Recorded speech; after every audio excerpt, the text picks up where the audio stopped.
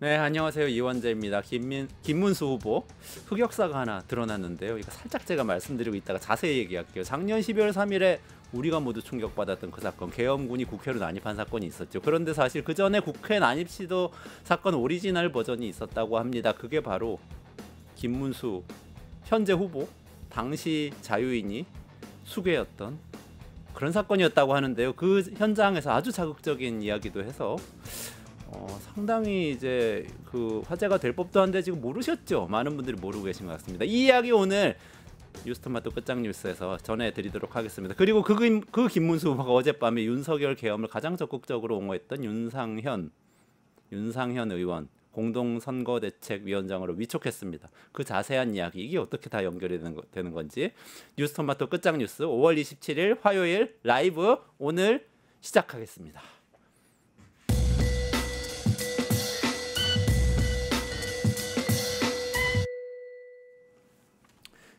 네, 정치인사들의 속풀이 시간이죠. 네, 1타 정치 시간입니다. 김지호 더불어민주당 경기도당 대변인 나오셨습니다. 안녕하세요. 어서 오세요. 반갑습니다. 이승원 시사평론가 나오셨습니다. 네, 안녕하세요. 이승원입니다. 네, 두 분 평안하십니까? 어떠십니까? 좀 선거가 일주일 앞으로 다가왔는데 빨리 끝났으면 좋겠습니다. 아, 그래요? 왜 빨리 끝났으면 좋겠다고? 뭐 이제 예상치 못한 그런 이슈들도 너무 많이 나오고 그리고 좀 대선 이후에 좀 나라가 혼란스럽고 이러다 보니까 소비도 잘 안 되고 소상공인 분들이 너무 힘드신 것 같아요. 조금 새로운 리더십이 생겨서 빨리 좀 국가가 안정됐으면 좋겠습니다. 진짜 저도 며칠 전에 제가 성수동에 옛날에 제가 핫플루 기억하고 있는 줄 서서 북적북적 엄청나게 많이 가던 커피집에 갔었는데 완전히 팔이 날리는 거예요. 완전히 사람이 없더라고요. 그래서 그래서 우리나라 경제가 어떤 상황인가 다시 한번 좀 깨닫게 됐습니다. 저도 빨리 끝났으면 좋겠어요. 사실은 이게 공식적으로 대선 선거 기간이 아니라 12월 3일부터 시작된 거잖아요. 그렇죠. 이 모든 과정들이. 그래서 사실 온 국민들이 이 피로감을 진짜 6개월째 느끼고 있는 거예요. 그래서 그 피로감도 엄청난 데다가 어쨌든 아직까지 이재명 후보에 대한 테러, 의혹 등등, 위협 등등이 멈춰지지 않고 있고 그래서 지금 시간이 다가올수록 오히려 전 더 긴장돼요. 사실은 더 조심해야 되겠다는 생각이 들고 그런 게 다 어쨌든 결론이 나야지만 국민들의 삶도 특히 외교 안보도 모든 것들이 조금 정리가 되지 않을까 생각이 들어서 하루가 요즘 한 48시간 같기도 하고 그런 느낌이 듭니다. 그리고 외교 안보 국제 질서도 지금 엄청 급박한데 우리 다 잊어버리고 있죠. 네. 이 싸움을 주목하느라고 빨리 좀 끝나고 안정이 됐으면 좋겠습니다. 그런데 지금 사전 투표는 이틀 남았고 이제 본 투표는 일주일 남은 그렇죠. 상황인데 지금 판세가 어쨌든 계속해서 좀 변화가 있어요. 그래서 지금 3자 대결 같은 경우에 이재명 더불어민주당 후보가 49%, 김문수 후보가 35%, 이준석 후보가 11%. 요게 이제 사실 많이 인용하시는 한국갤럽에서 중앙일보 의뢰로 24일, 25일 이틀 동안 만 18세 이상 성인 1,004명 대상으로 조사한 결과입니다. 여기서 요 정도 결과가 나왔는데 자세한 거는 그 중앙선거여론조사심의위원회 홈페이지 보시면 되는데요. 이 결과 어떻게 보고 계세요? 가장 최근에 나온 갤럽 여론조사죠. 사실은 지난해 대선에서 윤석열 후보가 이 똑같은 갤럽 조사로 34%일 때 대통령 당선됐습니다. 마지막 갤럽 여론조사에서. 그랬었나요? 예. 그밖에 안 됐었나요? 예. 그때 이제 그때 그러한 기록을 했고 지금 이제 어쨌든 김문수 후보의 지지율, 이준석 후보의 지지율이 투표 유보층이 조금 넘어가면서 약간 지지율이 예전보다는 지지율 격차가 줄어들다 보니까 상대적으로 이거 무섭게 따라가는 거 아니야? 이런 생각을 하시는데요. 저희가 봤을 때는 지금 지지율도 저는 굉장히 높은 지지율이라고 생각합니다. 이재명 후보가 50% 가까운 여론조사 지지를 기록하고 있잖아요. 그리고 더 중요한 거는 투표 로얄티, 투표 응집도도 굉장히 중요합니다. 사실은 35%대 이상의 지지율은 스윙보터층, 중도나 약한 진보, 약한 보수층이기 때문에 언제든지 작은 이슈에 왔다 갔다 합니다. 근데 이재명 후보가 지금 3, 4개월간 50% 가까운 지지율을 기록했고 그래서 약간의 지지율 변동은 있을 수 있다. 그에 반해서 김문수 후보는 사실은 지금 막 쫓아오면서 이게 완전히 다져진 콘크리트 지지율이 아닌 것이죠. 그래서 만약에 이런 지지율이 계속 된다면은 지금 김문수 후보나 이준석 후보가 단일화하기 전에는 이게 가능성이 거의 없는 거 아니겠습니까? 그렇죠. 이럴 경우 투표를 포기하는 유권자들도 많이 나옵니다. 그래서 그렇게 걱정할 사항은 아니다. 지금 걱정할 시기는 아니다. 이렇게 보고 있습니다. 어쨌든 뭐 오차 범위 바깥으로 3자 대결에서는 이재명 후보가 이제 1위를 기록하고 있는데요. 이승원 평론가님은 어떻게 보고 계세요? 뭐 49 이 숫자도 상당한 숫자죠. 뭐 48 이상은 거의 뭐 흔들림이 없이 당선 예측 가능성이 뭐 48로 보는 경우가 많은데 49 압도적인데 이게 지금 여론조사들도 사실은 누구를 어떤 식으로 그 질문을 구성해서 질문하느냐 몇 명을 하느냐에 따라서 굉장히 들쭉날쭉하지 않습니까? 그리고 모든 선거 때 항상 그랬었죠. 여론조사 기간마다 굉장히 튀는 조사도 있었고 그런데 일단 많은 분들이 인용하시는 이번 그 말씀하신 갤럽 조사만 본다면 첫 번째는 이재명 후보 압도적인 지지를 다시 한번 확인했다. 두 번째는 어쨌든 투표율이 다가오면서 보수층이 확실하게 결집하고 있구나라는 생각이 들어요. 근데 여론조사 볼 때마다 제가 느끼는 건 이게 실제 결집인지 아니면 보수층에서 유난히 응답을 더 많이 한 건지, 그러니까 여론조사상에서만 지표인 건지 이건 여전히 좀 불확실해서 판단을 유보하고요. 뭐 그렇습니다. 그런데 많은 분들 인용하시지만 저는 사실 그 여론조사 꽃을 더 열심히 보고 있습니다. 왜냐하면 일단 숫자가 많기 때문이죠. 네. 근데 여론조사 꽃에서 6,016명을 대상으로 조사했어요. 19일부터 24일까지였고요. 거기서 이재명 후보가 50이었고요. 김문수 후보가 30.5, 이준석 후보가 9.2%로 나왔습니다. 네. 그러니까 네. 숫자가 좀 차이가 있는 것 같습니다. 김문수 후보 지지율이 차이가 있다. 근데 그거는 말씀 들어보니까 19일부터 한 거네요. 19일부터 24일. 24일까지. 지금 요 갤럽 조사는 24, 25일이고. 네, 25일까지. 그 여론조사 꽃의 조사 결과도 중앙선거 여론조사 심의위원회 그렇습니다. 홈페이지를 홈페이지를 참조하시면 참고하시면 됩니다. 되죠. 네네. 네. 어쨌든 사람들이 그래도 헉 하고 이렇게 받아들이는 이유는 둘이 합치면 이준석 후보하고 김문수 후보 둘이 합치면 이거 거의 비슷하거나 앞서는 숫자가 나오는데 그전엔 그게 안 나왔잖아요. 이런 생각이 드니까 그런 건데 사실 근데 또 양자 대결을 조사한 게 같은 한국갤럽 아까 네. 똑같은 조사입니다. 거기서 보면 양자 대결에서는 이재명 52%, 김문수 42%, 이재명 51%, 이준석 40% 이렇게 해서 뭐 이준석, 김문수 후보가 합친다고 하더라도 이게 뭐 크게 많이 올라가는 건 아닌 걸로 이렇게 나와요. 이거는 왜 그렇다고 생각을 하세요? 일단은 이번 선거에 어떤 그런 유권자들이 생각하는 의미가 조기 대선, 계엄, 내란에 따른 조기 대선이잖아요. 정말 정상적인 그런 선거 일정이 아니라 누군가 큰 잘못, 국가 반역에 준하는 내란 행위를 해서 탄핵되고 파면당해서 어쩔 수 없이 치르는 선거입니다. 그렇다면 지금 김문수 후보는 어찌 됐든 뭐 지금은 아니라고 하지만 윤석열 정부 하에 노동부 장관을 했고 그렇죠. 또 네. 윤석열 전 대통령에 대해서 지지하는 입장을 계속 보여왔습니다. 그에 반해서 이준석 후보는 계엄에 반대하고 탄핵에 찬성한 그런 탄핵 찬성 세력이기 때문에 이준석 후보를 지지한다고 해서 이 뭐 단일화를 한다고 해서 그 표가 다 김문수 후보에게 가는 건 아니죠. 그러니까 투표 단순히 산술적으로 합쳐져 가지고 어떤 승수 효과가 나야 되는데 그게 아니라 뭐 1 더하기 1은 2가 나오는 게 아니라 1.2나 1.3이 나올 가능성이 크다. 이렇게 보고 있습니다. 그러니까 대변인 말씀은 전통적인 보수 진보 내지는 뭐 전통적인 국민의힘 민주당 이런 구도가 아니라 또 내란을 범하지 않은 사람들의 구도가 또 있기 때문에 그 부분도 있고 하나 더 추가하면 약간 세대 투표도 있는 것 같습니다. 이준석 후보가 상대적으로 젊은 후보고 40대 대통령 후보가 처음 나오다 보니까 이에 대해서 어찌 됐던 뭐 20대 30대 남성층이 우리를 대변할 수 있는 후보가 나왔다. 그래서 지지를 했는데 김문수 후보가 젊은 후보는 아니잖아요. 그렇죠. 그걸로 옮겨가기는 힘든 거죠. 네.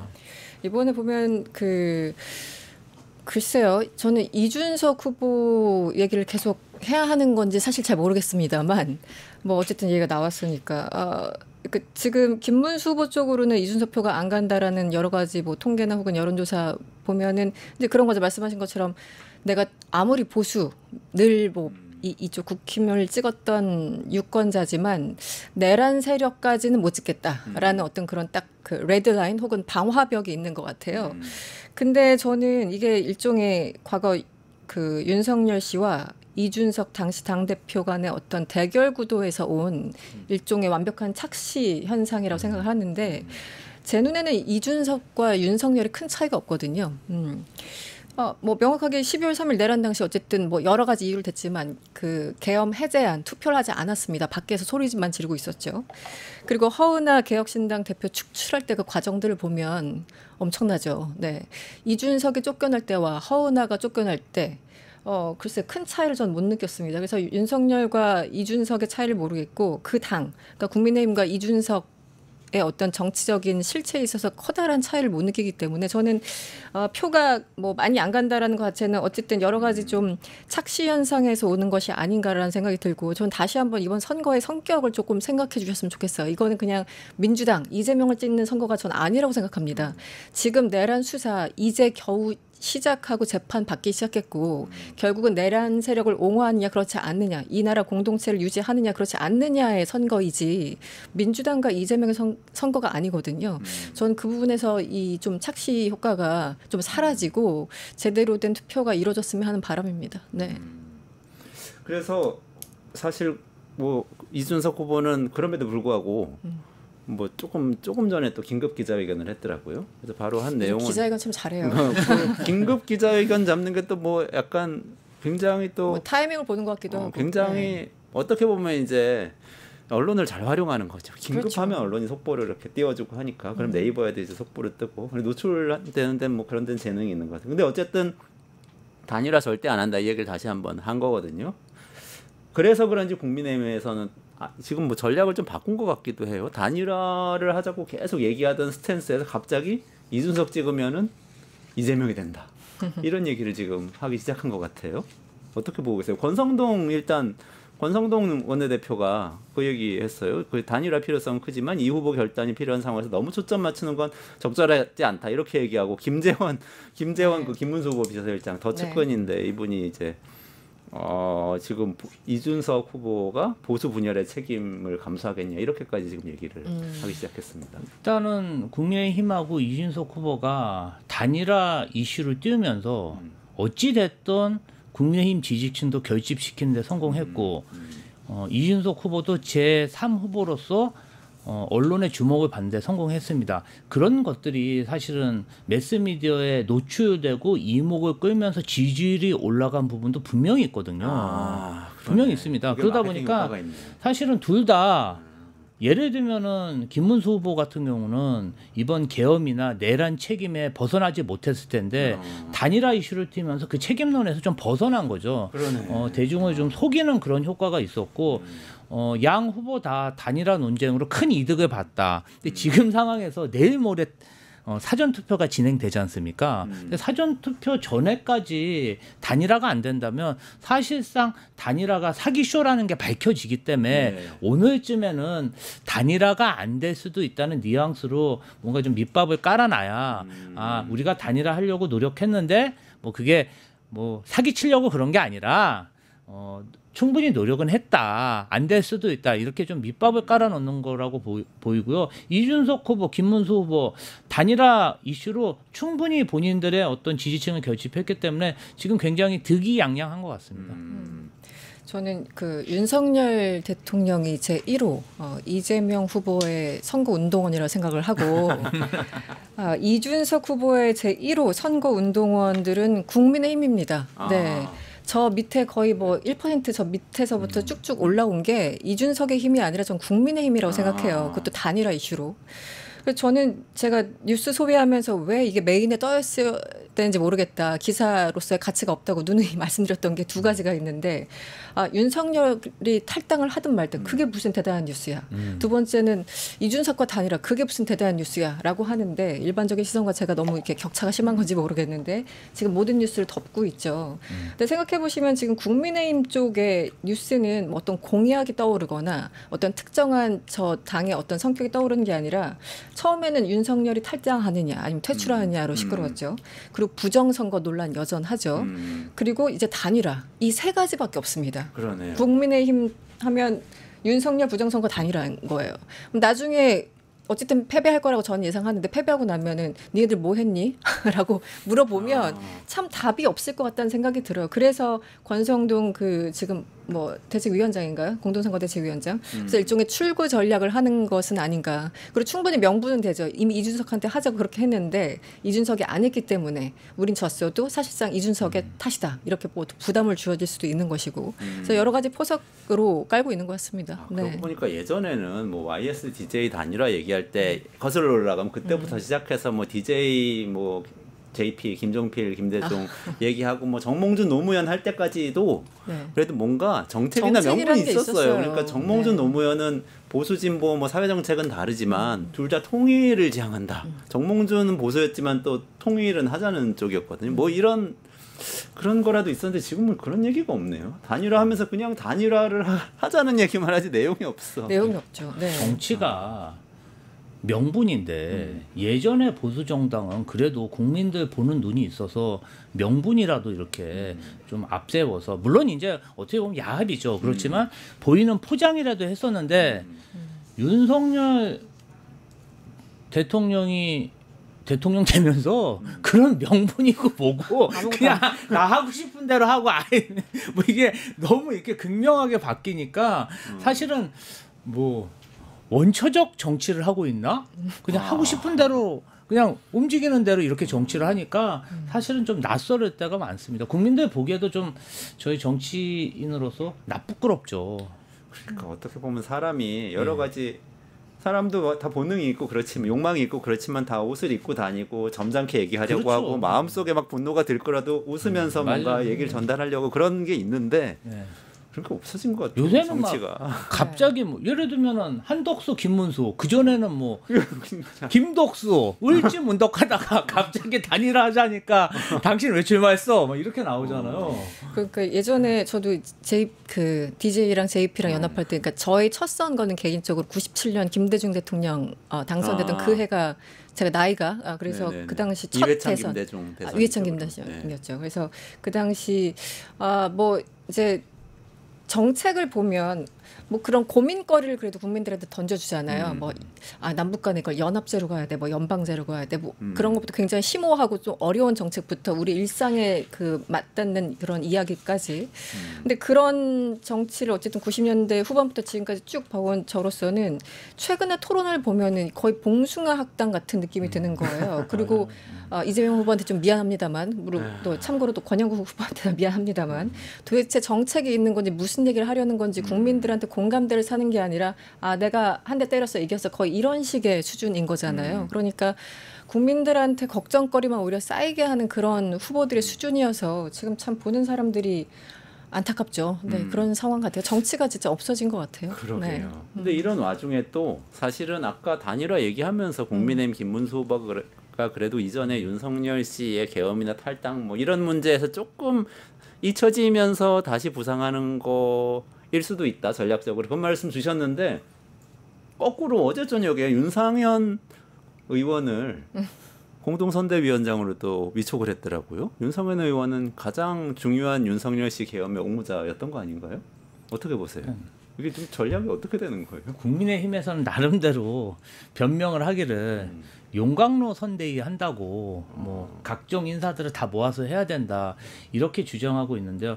사실은 어떻게 보면은 한동훈 전 대표가 지금 선대위에서 합류는 안 했지만 선거운동을 요새 하고 있습니다. 어제도 김문수 후보와 선거운동을 했고 한동훈 대표가 사실은 뭐 TK, PK 그리고 수도권에서 선거운동을 하다 보니까 친윤계 인사들이 뭔가 한동훈을 좀 견제하고 싶은 마음이 생겼는지 뭐 그 전에 보면 장해찬 씨도 영입을 하고 복당을 시키고 이번에는 윤상현 의원을 굉장히 중요함으로 인해서 뭔가 좀 자신들의 세력을 공고히 하려는 그런 모습을 보여주고 있는 것 같아요. 지금 그래서 조경태 의원 같은 경우는 윤상현이 이렇게 높은 자리에서 선거운동하면 나는 선거운동 안 하겠다 이렇게 선언했거든요. 친한계에서 노골적으로 지금 불만을 표하고 있습니다. 사실은 뭐 선거 때는 정당인들이 정치 결사체이기 때문에 힘을 모아서 싸워야 되는 게 맞습니다. 그럼에도 불구하고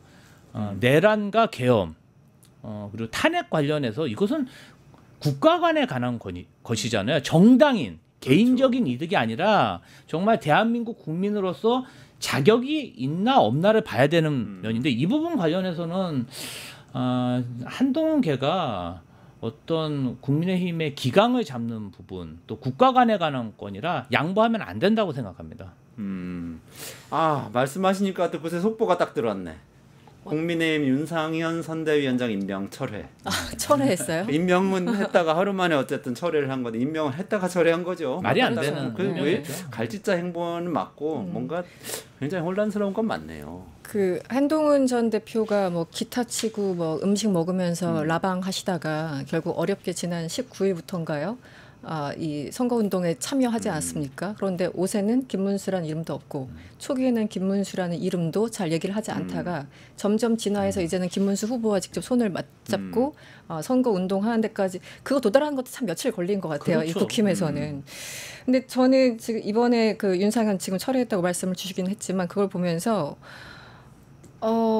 이 사람들은 진짜 완전히 심리적인 분당 상태구나라는 느낌을 받았어요. 그러니까 아직도 그 내부에서 뭐가 정리가 안 된 거예요. 그리고 뭐 개파 얘기하고 이런 상황이니까. 그래서 심리적 분당 상태이고 그렇다고 분당을 할 것 같진 않아요. 왜냐하면 이익을 중심으로 뭉친 당이기 때문에 이익이 안 되면 또 분당이 안 되는 거죠. 예전에 민주당은 뭔가 이념 철학 때문에 뭐 일단 분당 뭐 이런 게 좀 있었는데 국민의힘에서는 그런 건 아니잖아요. 정말 똘똘 뭉쳐 있는 그런 그 어떤 캐릭터가 있는 당이잖아요.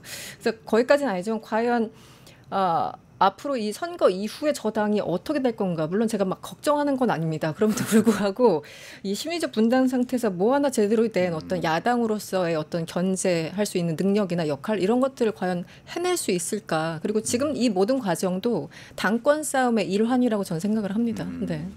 아니 근데 후보 자체가 김문수 후보가 사실은 이제 지금 보도를 통해서 예전 영상이 조금씩 이제야 나오고 있는데 저도 영상을 하나 봤거든요. 그리고 굉장한 충격을 받았는데 2019년의 이야기예요. 2019년에 우리나라에 국회 난입 사태가 있었죠. 저도 그거 보고 기억이 났어요. 그러니까 트럼프 그 부정선거를 미국에서 트럼프가 주장해가지고 2021년에 1월 6일에 그때 의회 난입한 사건처럼 그거보다 먼저 1년 먼저 2019년에 국회로 당시에 이른바 태극기 부대 아스팔트 보수 이 시민들 군중 한 수백 명이 국회로 가가지고 실제 본관 난입을 시도한 거예요. 근데 경찰하고 보좌진 이런 당직자 이런 사람들이 막 맞으면서 막았어요. 그래서 진입은 다행히 못했는데 여기에 대해서 사실 저는 몰랐는데 그때는 김문수 후보가 그렇게 유명한 분이 아니었나 봐요. 뉴스에 잠깐 나오는데 잊혀졌었죠 완전히. 그렇죠. 그러니까 경기지사 그만두고 한참 돼서 근데 거리에서 본관 오른쪽 문은 이렇게 가시고요. 왼쪽 문은 이렇게 가시고요. 이렇게 진입하시면 됩니다라는 연설을 막 하고 있는 장면이 나오고 실제로 여기서 이 모임을 주도한 것으로 검찰이 판단을 해서 기소를 했고 벌금 300만 원 무셨더라고요. 저도 이걸 그때 국회 불법 난입 사건이 6년 전에 발생했나? 그러니까 저도 기억은 나는데 연도에 대해서는 기억을 사실 잘 못하고 있었거든요. 그런데 이번에 시사인에서 다시 시사인 기사를 읽으면서 좀 보게 된 건데 그때가 자유한국당이 주최한 공수처법 뭐 선거법 날치기 규탄 대회 이런 거였나 봅니다. 그런데 뭐 이게 카더라가 아니라 당시 이 검찰 공소장에 보면 김문수 후보가 단순히 그 집회 주최자가 아니었잖아요. 그래서 그 당시 규탄대회가 종료됐음에도 불구하고 집회 4일을 진행하면서 참가자들 상대로 자유 발언, 구호 재창을 선동했다 이러면서 이제 벌금을 받은 것 같은데, 그러니까 사실 말씀하신 것처럼 이미 잊혀진 정치인이어서 아무도 주목을 하지 않았지만 사실 그 중심에 있었다. 그래서 이 국회로 난입하는 게 이게 이번이 처음이 아니었구나라는 생각을, 물론 주체는 좀 다르지만 그런 생각을 좀 해봤습니다. 네.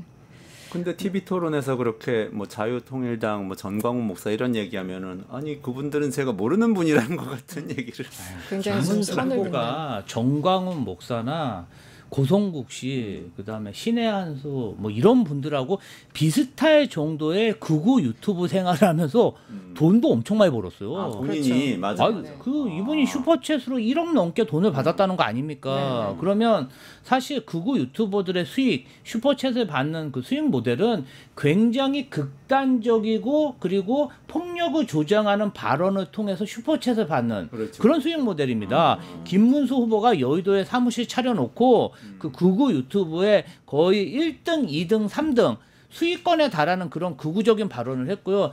이 부분 관련해서 좀 김문수 후보가 사실은 대선 후보라는 것 자체가 아무도 예상을 못했고, 그렇지. 솔직히 깜이 아니라고 생각하니까 민주당이나 야당에서도 좀 검증 노력이 그전보다 치열하진 않는데요.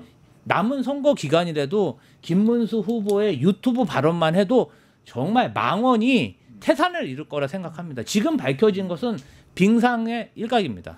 그게 이번에 그 후보 출마하면서 신고한 그 재산이 한 10억 원 정도 된다고 이제 청년마다 굉장히 홍보를 하는데, 지금 대변인님 말씀하신 거 딱 맞는 게, 사실 경기도지사 그만두고 야인이 될 때는 재산이 훨씬 적었다는 거예요. 5억 원 정도였는데 지금 한 5, 6년 동안 직업이 없었잖아요. 그런데도 수억을. 유튜브 운영만 했단 말이에요. 극우 유튜버 직업이 있었죠. 재산이 두 배로 는 거예요. 어쨌든. 뭐 부동산이 올랐는지 모르겠지만 어쨌든 네, 유튜브 방송 얘기 나왔죠. 근데 아까 말씀하셨는데 그 김문수 후보 같은 경우는 발언이 너무 과격해서 방송용으로 내보낼 수가 없는 지경의 발언들이 많을 겁니다. 다 삐 처리해야 될 것 같아요. 네. 이번에 윤석열 정부 들어서 경산호 위원장 갈 때 싹 본인 유튜버를 닫아버리더라고요. 그렇죠. 네, 그렇죠. 그러나 아직까지 그 보수 유튜버들, 보수 유튜브 채널에 남아있는 기록들이 많기 때문에 이 부분은 좀 철저히 검증해야 된다. 이분은 대통령이 아니라 이분은 진짜 장관 될 자격도 없는 사람이었습니다. 그 위원장 할 때도 그랬었고, 어저께인가요? 그 이렇게 퇴직하신 공무원들이 또 뭐 기자회견을 했는데, 김문수가 경기도지사 하던 시절에 또 뭐 법카였나요? 하여튼 뭐 여러 가지에서 이 문제가 있었다라고 어제 기자회견까지 또 하셨더라고요. 그래서 그런 부분에 대해서 민주당이 좀 더 팩트 체크를 하고. 저도 경기도에서 근무할 때 제가 경기도지사 비서관을 근무했는데, 경기도 공직자들이 김문수 경기도지사 때 정말 힘들었다. 직원들한테 그렇게 갑질을 많이 했답니다. 그리고 이제 도둑놈 취급을 많이 하고, 그리고 소방 헬기를 그렇게 많이 뺏어 탔답니다. 본인의 어떤 정치적인 행사라든지 뭐 어디 갈 때 소방 헬기를 너무 자주 이용해서 본인들이 정말 필요할 때 소방 헬기를 이용 못하는 좀 그런 것은 앞으로 경기도지사가 제발 좀 소방 헬기는 이용하지 말았으면 좋겠다. 그런 애로사항도 이야기하더라고요. 아니 그 TV 토론 때 이재명 후보 헬기 그 자상 입었을 때 탄 거 가지고 굉장히 비판하지 않았나요? 그러니까 본인이 헬기 더 많이 탄 거 같은 느낌이. 아니 응급환자는 소방 헬기를 탈 수 있습니다. 결정하면. 그렇죠. 근데 뭐 당연한 것을 가지고 아마 본인이 한 행태 때문에 다들 그런다고 생각하는 것 같습니다. 요거 하나만 좀 짚고 마무리해야 될 것 같네요. 네. 그 정치 얘기 여기까지 하시고, 내란 수사 관련해서 뭐 여러 가지 얘기가 있는데 많은 것들도 어제도 다뤘고 내일도 다룰 거니까. 근데 그 중에 하나 좀 김민석 의원이 새로 문제를 제기해서 조금 부상하고 있는 이야기가 있는데, 김태효 국가안보실 1차장이 미국 방문해서 백악관하고 협의했던 내용이 좀 전에 얘기가 나왔었는데, 이 얘기가 좀 새롭게 거론된 이유가 뭐죠? 네. 그 김태호 차장이 제가 지난 4월에 여러 가지 이제 보도를 보면서 사진을 보고 진짜 경악을 했던 사진이 하나 있어요. 4월 25일 날짜에 김태호 차장과 그 미국 백악관에 그 알렉스 웡 국가안보 부부장관이죠. 이분이 만나서 환하게 웃고 있는 사진이었는데, 저는 그거 보고 약간 좀 소름이 돋더라고요. 그렇죠. 네, 이게 과장이 아니라 보자마자 도대체 무슨 얘기를 하러 저 사람이 갔을까 이런 느낌이었어요. 그게 윤석열 씨 파면 뒤인가요? 파면 뒤죠. 파면 뒤입니다. 네. 그러면 무슨 자격으로 갔지? 대통령이 파면됐는데 그러니까요. 보좌관이 네, 탄핵된 정부의 그 실세 차장이라 불리는 안보실의 실세 차장이라 불리는 사람이 사실상 아무런 자격도 없는데 NSC 가서 그 자기 카운터파트 뭐 알렉스 왕을 만난 거죠. 그런데 참고로 이 알렉스 왕하고 그 위에 있는 마이크 월츠 국가안보 보좌관 이달 초에 트럼프한테 해임됐습니다. 네, 세트로 집에 가셨어요. 그러니까 그 며칠 전에 그 사람 만나서 환하게 웃고 사진 찍고 뭐 이런 것들을 이제 보도 자료로 내보내면서 우리가 알게 됐던 건데 당시 여러 가지 문제가 있었죠. 일단 김태호 차장이 어떤 뭐 행적을 보였는지 뭐 굳이 말씀을 안 드려도 될 것 같습니다. 뭐 중요한 건 일본의 마음 뭐 이런 얘기 하셨던 분이죠.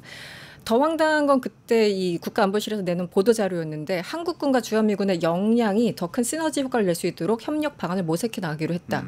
그리고 3일 뒤에 또 어떤 얘기가 나왔냐면 고위공직자가 이런 얘기를 합니다. 김태호의 방미를 계기로 조선어 협력과 관련해서 NSC가 중심이 돼서 워킹그룹의 신설을 가동하겠다. 이 모든 내용들이 사실은 김태호가 아무런 권한이 없는 거예요. 근데 이 한 달 전 얘기를 왜 꺼내느냐. 김민석 지금 의원이 이 상임 공동선대위원장 맡고 계시죠. 어제 오늘 계속 이제 문제 제기를 하는 건데 사실은 이게 한덕수 당시 권한대행 작품이라는 겁니다. 그러니까 한덕수가 쉽게 말하면 시간 없으니까 자신의 정치적인 치적, 그러니까 가로 열고 대통령 선거까지 꿈꾸면서 원래는 2+2 이 산업부나 기재부 이런 사람들이 가는 그런 방미단이었는데 김태호를 끼워 넣으려고 했던 거예요. 그런데 김태호가 그 다른 공무원들이 아니 이거 산업하고 기재부 이쪽 소관인데 왜 이 안보 관련해가지고 김태호를 같이 내보내느냐 방미시키느냐 그래서 내부 반발이 있어서 김태호 차장이 그때 따로 가서 알렉스 왕을 만났다고 합니다. 그래서 도대체 한덕수 대행은 무슨 의도를 했던 것이냐 그리고 이 산업 문제, 무역 문제와 방위 문제는 전혀 다르게 분리해서 해야 되는데 왜 김태호를 보내서 무슨 백지수표를 준 것이냐 약간 이런 취지의 문제 제기를 계속 하는 것이고 이거는 선거 끝난 다음에 반드시 밝혀야 되는 문제입니다. 김태호가 가서 무슨 얘기를 했는지. 그러네요. 왜냐하면 베센트 재무장관 지금 그 관세 협정에서 가장 주도적인 역할을 하고 있죠. 4월 말에 그런 얘기를 했잖아요. 아니 한국 팀이 워싱턴에 왔는데 선거 전에 이거 뭐 끝내려고 하는 것 같더라. 뭐 이런 취지 얘기를 했었잖아요. 그래서 이게 연결을 시키면 도대체 이 김태호가 혹은 그때 방미단이 무슨 얘기를 했는지 굉장히 궁금해지는 사안이죠. 네네. 그러니까 그 다음에 트럼프하고 한덕수 대행하고 통화하지 않았나요? 한덕수랑 트럼프는 4월 8일 날 통화했고요. 이미 통화했고 그 다음에 김태호 차장이 가서 뭔가를 가서, 단독으로 뭔가 협의하고 왔다. 국가안보부장이면 사실은 본인들이 밝혔던 것처럼 이 방위비 문제 가지고 뭔가를 하려고 했던 것 같아요. 그러니까 사실은 그 미국 쪽에서 우리 방미단 이후에 방위비 그쪽 분담금하고 이 관세 전쟁은 분리하겠다라는 발표를 미국 쪽에서 했었거든요. 근데 약간 얘기가 된 것 같았었는데 지금 다시 들여다보니까 그게 아닐 수도 있겠다. 그래서 이건 섞으면 안 되는 건데 일부러 섞으러 갔던 게 아닌가. 약간 이러한 그 의혹도 들고. 그래서 이 부분은 일단 한덕수부터 시작을 해야 돼요. 한덕수가 왜 무슨 의도로 김태호를 끼워 넣으려고 했는지 김민석 의원의 어떤 주장대로 그러니까 그런 부분들이 밝혀져야 되겠죠. 사실 내란과 그 이후의 모든 과정들이 밝혀진 게 하나도 없습니다. 지금 보면. 네. 지금부터 시작인 것 같아요. 이제 시작이죠. 네. 네. 그래서 사실 뭐 다행히도 오늘 한덕수 전 대통령직 권한대행과 최상목 전 경제부총리 또 대통령직 권한대행이었죠. 둘 다 출국금지 조처가 되어서 내란 수사 관련해서 뭔가 진전이 있는 것 같은데 이 내용은 앞으로 또 업데이트 해드리겠습니다. 오늘은 여기까지 진행해야 될 것 같고요. 1타 정치의 김지호 경기도당 대변인님하고 그리고 이승환 평론가님이었고요. 조금만 기다리시면 강금실 전 법무부 장관 더불어민주당 총괄 선거대책위원장 나오십니다. 단독 인터뷰 진행할 테니까 가지 말고 계속 기다려주세요. 두 분 고맙습니다. 감사합니다. 뉴스토마토 대선 특집 내란 끝장 쇼. 뉴스토마토에서 6.3 대통령 선거의 개표 공개 방송에 구독자 여러분을 초대합니다. 내란 속의 윤석열의 파면으로 헌정 사상 최초의 6월 장미 대선이 펼쳐지는 가운데 과연 21대 대통령은 누가 될 것인가? 역사적인 순간에 뉴스토마토의 알찬 뉴스 콘텐츠와 풍성한 즐길거리를 모두 모아 준비했습니다. 6월 3일 오후 6시 이 토마토 빌딩 지하 1층 토마토홀에서 펼쳐지는 역사적인 순간. 뉴스토마토 대선 특집 내란 끝장 쇼. 여러분의 많은 관심과 참여 바랍니다.